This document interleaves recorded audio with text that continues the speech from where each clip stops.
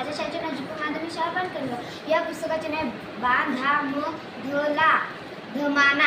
या पुस्तकाचे लेखक आहे सहजी। या पुस्तकाचे लेखक आहेत सहजी दत्तात्रय बोर्डे।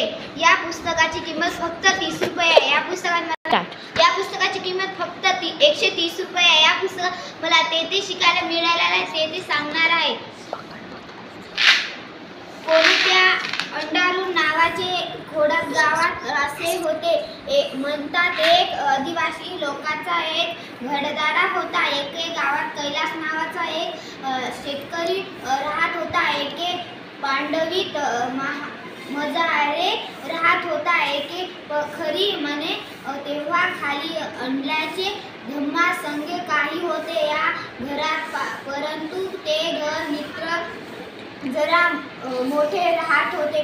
पासून थोडे दरवेते होते। ते जणांसाठी आधी डोंगर होते। या डोंगरात एके गावात थोडे मोठे शाळेचे लोक राहत होते।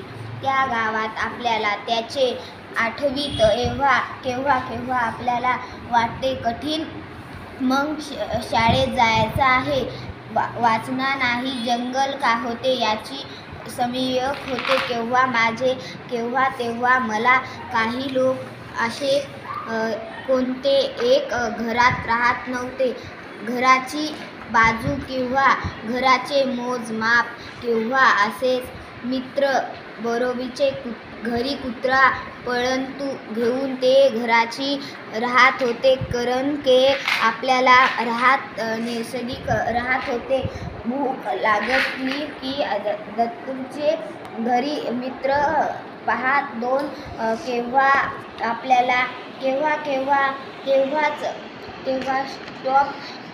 एक चोख संपित दोराचे होते, दुसऱ्या या दोराचे गोल दोन अंडीची वर्षाची राहत होती। ते सर्वांचे दत्तराव शाळेचे निघाले होते। घराजवळच्या ते सर्वांचे उत्तर पैकी घराचे तेव्हा मला केव्हा तुझे काय असे म्हणतात। तेव्हा मी सायकल घेऊन माझ्या पायखडीत दुसरे पाहून ते केव्हा या सर्वांचे केव्हा ते या पैकी केव्हा बाकी किती रुपये उडून आणले ते सांगा मला। या पुस्तक पायाचे खोडकीचे सारखे दिवशी राहत होते। तेव्हा मी त्याला एके तर पहिले दिवशी मला त्या दिवसाने बांधले होते। या दिवसाची तेव्हा मला परंतु केव्हा ते तरतून घेतले। निरीक्षण करा, त्या केल्याबरोबर आपल्याला ते संरक्षण करण्याचे बहिले ठोकले होते।